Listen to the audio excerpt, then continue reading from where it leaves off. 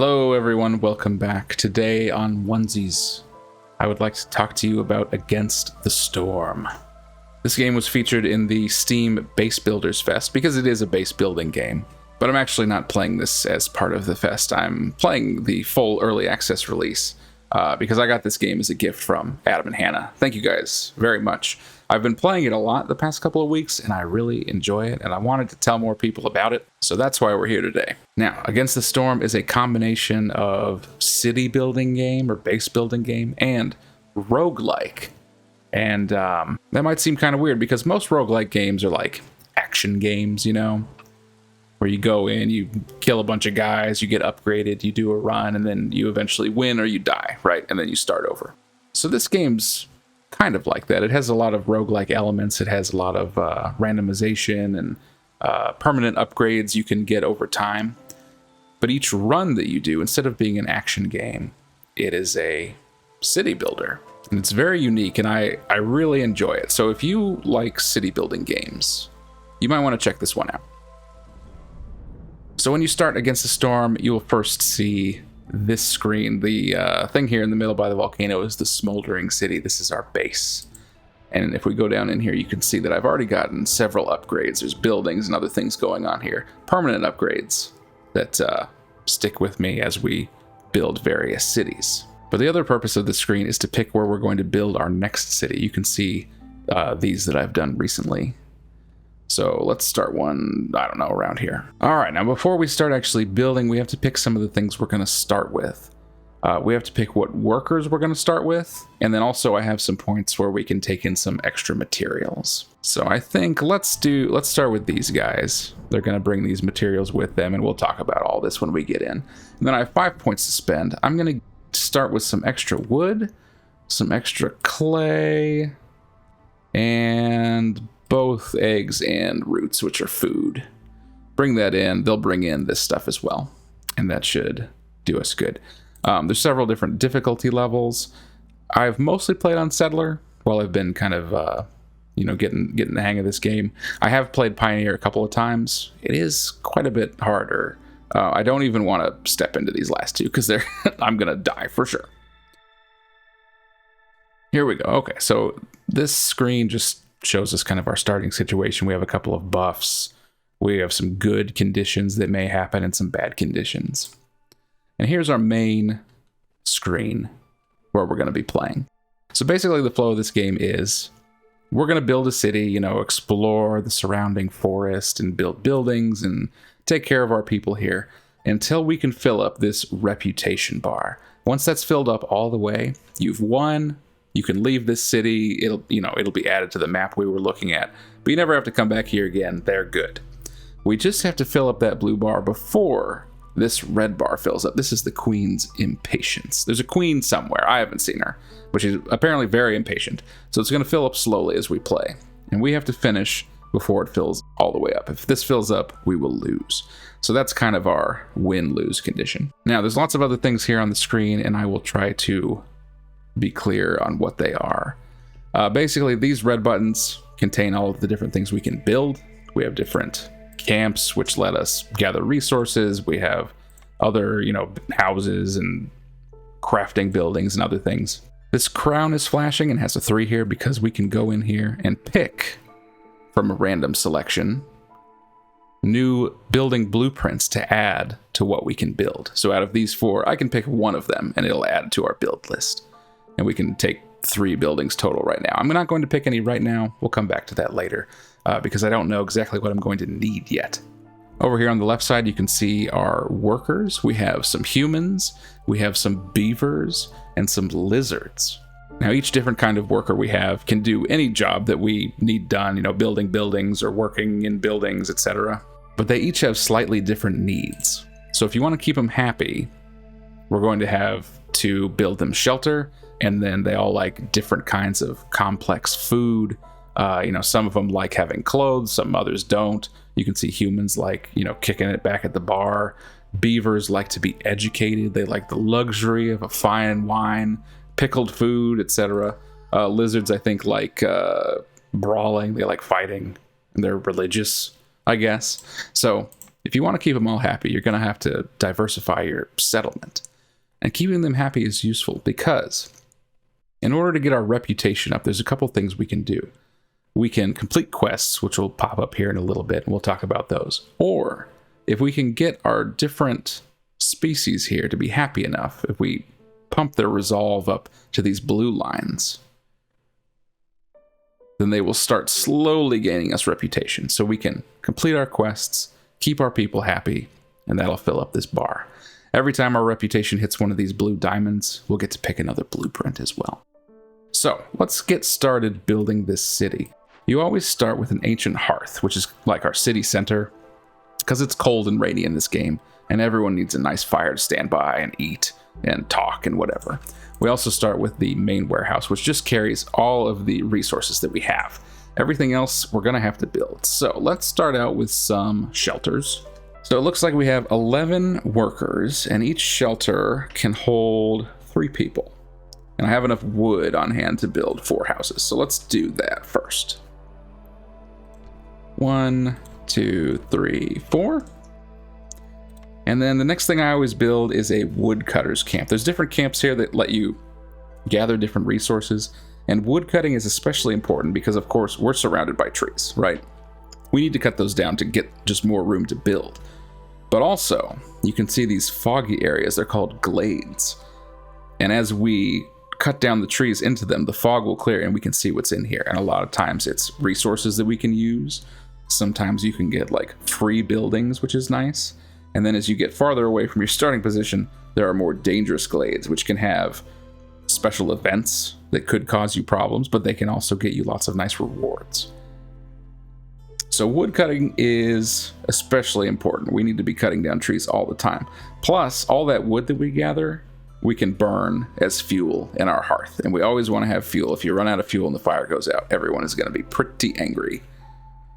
So let's start with a woodcutter's camp. Got to think what glades I'm going to want to cut into first. Maybe this one down here in the bottom left. So build a woodcutter's camp there. And then I'm going to hit this plus axe button. And I'm going to tell them to cut down these trees first. So we can get into that glade. And then they can work on the other trees. That's a good start. I'm also going to build some paths. These are free to build. And they'll just help people move around faster. So let's just build some paths there. And then let's start. I'm going to speed it up a little bit too. We're playing on the easiest difficulty, right? So if I go a little fast, I think we'll still be okay. You can see all of our workers building the houses. They built the woodcutters camp. Now, let's go into this camp, and up to 3 people can actually work here. I can put anyone in, but each type of worker also has specialties. Humans are better at farming and brewing. Beavers are better at working with wood and engineering. Lizards like working with meat.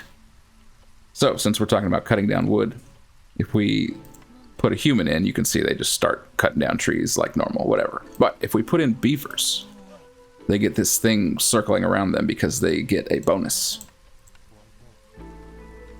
They will do better at that than our other people. So, now they're going out, cutting down the trees I told them to, bringing them back into our stockpile.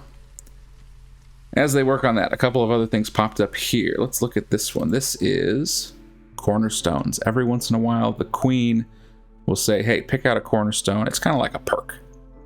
That's just for this settlement. So we can look at the options and see what will help us the most. If we take spices, herb and root production is increased by +1 every time we make lots of biscuits. Right now we can't make any biscuits, so that would maybe help later, but not right now.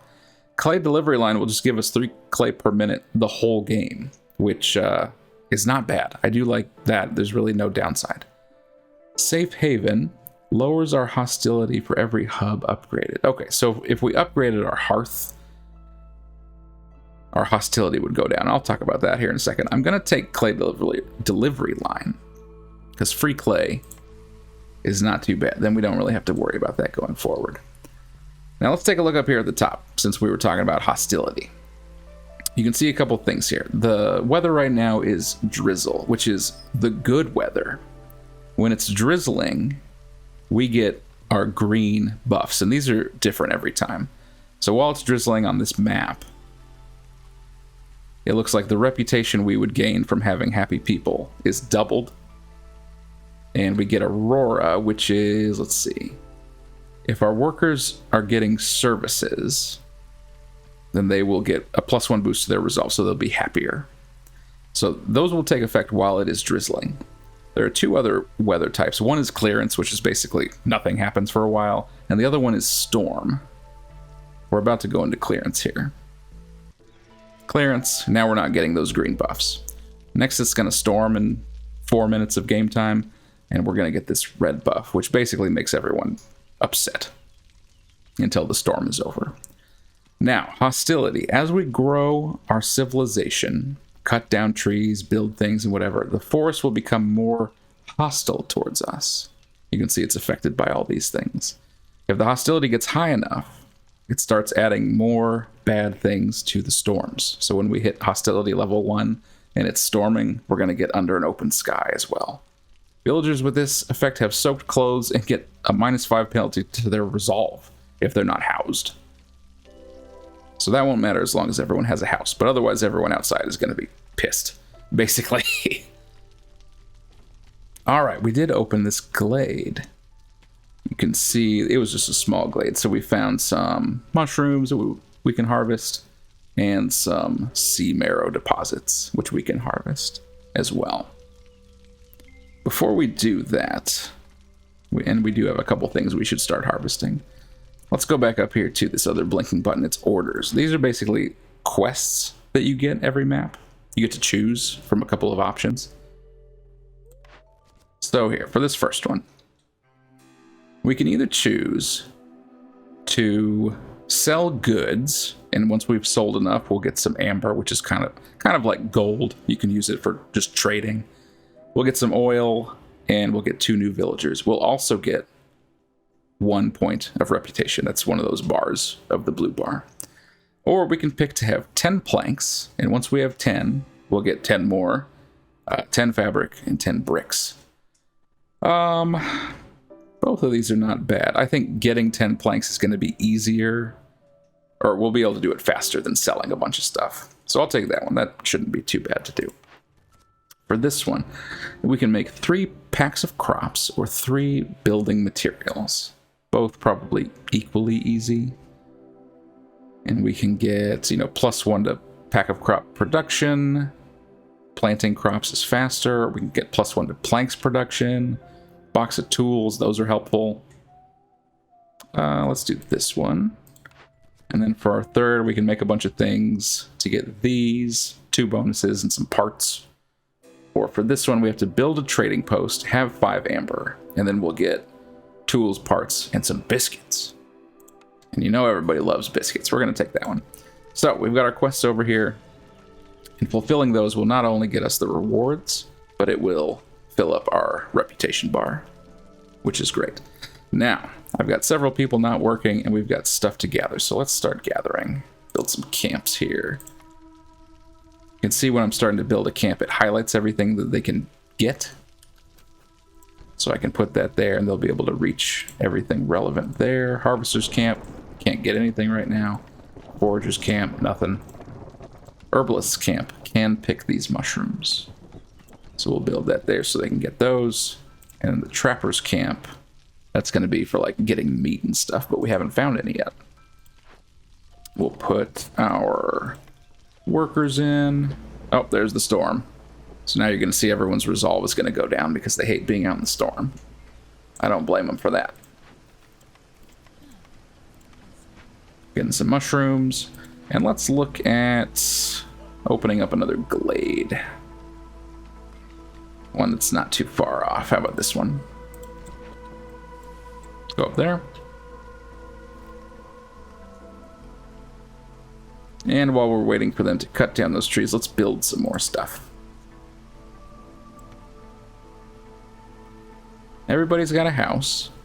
We can make a crude workstation. This is kind of the most basic way to make some good resources. Making wood planks, fabric, bricks. Those are things you have to use for a lot of buildings and other stuff. So this is kind of our first step to making those until we get some better buildings.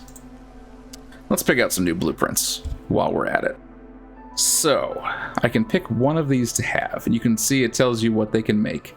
And what I think is even more helpful, if we mouse over this and you look up there where it says current best, it shows you how this building will affect what you already have. So this can make flour, which it says plus, because right now we can't make flour at all. So it'll give us the ability to make flour, give us the ability to make barrels, and then the pack of provisions up means we already have a way to make pack of provisions, but the provisioner can do it better. It can probably either make it make more faster, or we can make the same amount, but it takes less of our resources to make it. It's just an improvement over whatever we have. So you got to think, you know, do I want to be able to make flour and barrels? Do I want to be able to make biscuits and pie? I do, but we probably don't have the right stuff to make them yet. Let's see. A market gives luxury and cleanliness, but we're going to need certain resources to do that.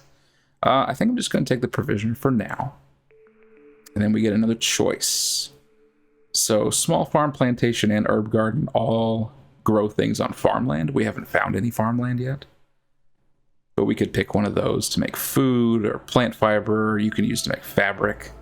We could also upgrade the trapper's camp. Right now we have like a small camp, but the regular trapper's camp could get bigger deposits of meat and eggs and stuff. I'll just take the small farm. And then which one of these do we want? There's a lot of different stuff here to look at, but once you've done a couple of settlements, you'll kind of know what you're looking at. Let's take the kiln. We could make coal, and we could make jerky if we have meat to make it out of, probably. All right, we're back in Drizzle. We're getting our good effects, and some new things came in. We've got newcomers. We can pick if we want 2 beavers and a lizard, or 2 beavers and a human, and they're also bringing these supplies, which can make a difference. I'll just take these.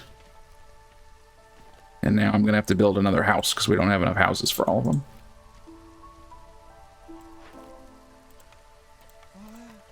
Can put some beavers to work in the workstation. They can start making planks. I don't have anything to make fabric out of. They can make bricks. And remember, we're getting clay for free every minute. We don't have anything to make pipes, but I don't need those. Really, I'm just going to want the planks. I think we get to choose another cornerstone as well. Okay, so this one says for every 2 dangerous and forbidden glade events, which are going to be the big skull glades, we would get an artifact. And that's something we can take back to our overworld map and use for permanent upgrades. So that could be useful, but we'd have to do a bunch of more dangerous stuff. If we take Trade Hub, we'll get a reputation point, which remember is part of our win condition. Every time we sell goods worth 60 amber, which is quite a bit. So we'd have to sell lots of stuff, but we could get reputation that way. Crowded houses, oh yeah, that's good all the time. All houses can fit 1 more person, which just means we need to build fewer houses. We open up this glade, we've got some new resources. Let's see here. A forager's camp can get all this stuff. We'll build one there. We got some new orders. Let's see, have 16 villagers with a house, and we'll get these things. This one is, we'd have to set up a trade route with another settlement and kind of build that up to get these. Having them sheltered is pretty easy to do. I just need like 2 more people to live here. And we'll do that one. So that's kind of the basics of the game. It's a lot to pick up at the beginning, but after you've played with it a bit, it's not that bad. And really, I just find it really addicting, because every time you start out a new settlement, you just start with these 2 buildings and your, workers, which you might have different kinds or a different number of workers, and you got to figure it out from there. You got to figure out, what can I gather? What do I have? What can I build? And then, how am I going to fill these orders? How am I going to get my people happy enough that they start generating reputation?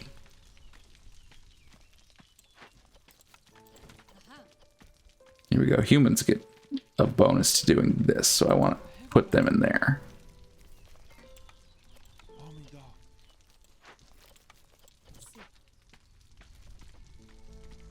And of course, I'm running it on ×3 speed, just so I can show you guys as much as possible. But you definitely don't have to play like that. Let's try and cut into a dangerous glade, and I'll show you how that works. Because basically, when you open one of these big ones, you'll find several different resources. And then, yeah, sometimes there's a building that you can, salvage, maybe put to use, maybe something that we're not able to build right now. But there's always at least one dangerous event, something where if you leave it alone for too long, something bad's going to happen. So you have to take care of it. And to take care of it, you need workers to work on it, and then you also need specific resources. So when it comes up, we're going to have to see if we have the right stuff to get rid of it, or if we're going to suffer the consequences. I almost have enough planks to fill this order. I'm just waiting on this beaver to finish his. Alright, we have enough planks here, so I can turn this one in. We'll get the rewards. We'll also get a reputation point. And the Queen's Impatience goes down when you fill an order as well. So we're part way to winning this map. Just a little bit. We get to choose a new building. Let's see here. Oh, the ranch. We would be able to get meat and eggs. And leather, which I don't usually use leather that much. But the meat and eggs could be helpful. Druid's Hut stuff is a little more advanced. I'll take the ranch. We've got newcomers. That's perfect. Take these guys. New cornerstone. We could slowly get ancient tablets. Grain production increased. Oh, our plant fiber per minute. You know I like free stuff. Let's do that. New threat. Okay, so we've opened the big glade. Here we go. I'm going to pause time for a second to show you guys around. So we found a cache, which is something that you need simple tools for. That's why getting tools is very helpful, because we can use it to break this down. And we get a choice. We can either keep the goods, which in this case is quite a lot of stuff. It's a big cache. For 12 tools, you can get all this, which is not bad. Or we can break it down, send it to the Citadel. We'll get 30 amber, which is good. We can use that to trade. And we'll get a reputation point, which is another bar down here. So both good choices. You got to weigh which one is better. I don't have enough tools right now, so we can just leave that and open it up later. You can see there's also some big resources. This is a large trapper thing. So my small trappers camp, they can't actually harvest this, but if we had the big trappers camp, we could get that meat. And there's also a big clay deposit, which would need a big stone cutters camp. Oh no, this regular stone cutters camp can do it. We could get big clay out of that, but we can't get the meat, unfortunately. Now, we also have a kiln. This is a building that you can build. I don't believe I have the ability. Oh, I do. We picked it out of there, but normally you wouldn't. And so if we found this, we could restore it and then have a free kiln, or we can tear it down and get some resources. This green grass is for farms. So we can build a farm next to it here. Turn these into farm fields, then we can start growing some vegetables. And then this must be our event. It's the small destroyed caravan. So here's the deal. If we leave this alone for 9 more minutes, these things will happen. Trading nor trade routes are available, and our impatience will go up, which is not good, because that means we're closer to losing. So to take care of this, we're going to have to send a couple of workers. And luckily for this one, we don't need any resources. Sometimes it'll say you need to send workers and they need to have, a certain number of planks or a certain number of fabric to take care of this. This one, we don't need to bring anything.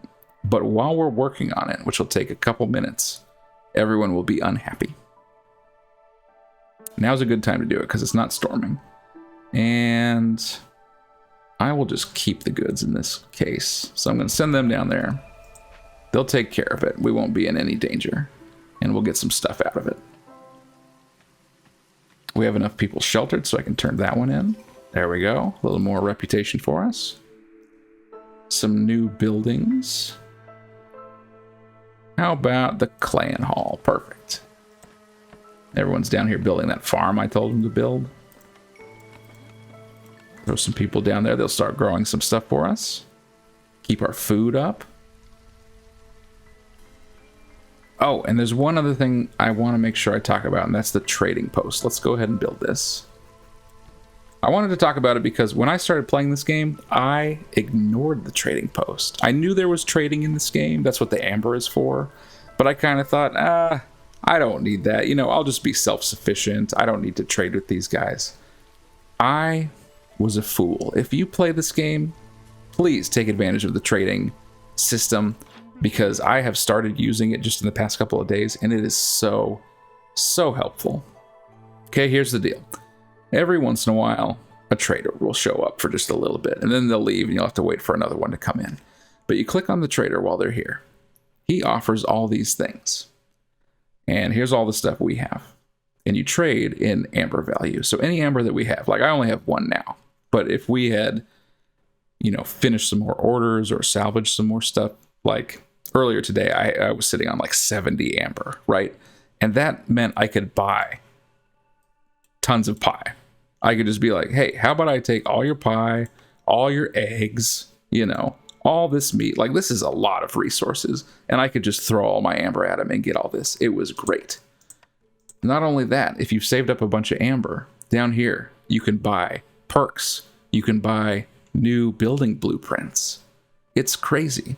So, yeah, my first 5 games of this, I ignored amber, I ignored trading, but that was foolish. Once I've started using it, I'm like, no, this is extremely useful. And that's another thing about this game. Since everything's kind of randomized, you never know what you're going to find. And so you might get into a situation where you have quests where you need to get certain materials or certain goods, and you just don't have a way to make them. Maybe you don't have the right building to create them yourself, or you have the building, but you don't have the base resources to make it. And then what are you going to do? You're stuck, right? The trader can help you with that, because you can give him all the stuff you have, get what you need, so that you can fill these orders and fill up your reputation. So don't ignore it. Use the trader. Take a couple other orders here.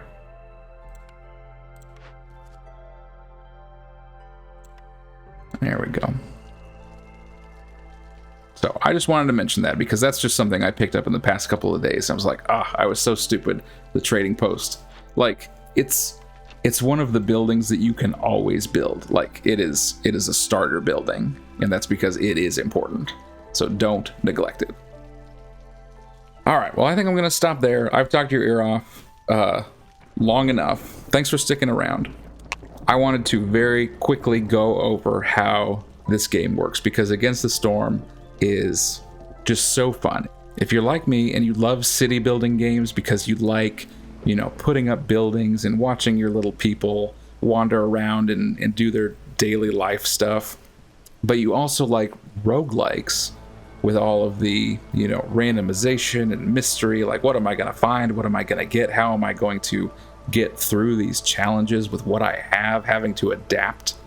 You know, these are two genres that I really enjoy, and I never thought that they could have gotten smashed together like this, but they did, and it works really well.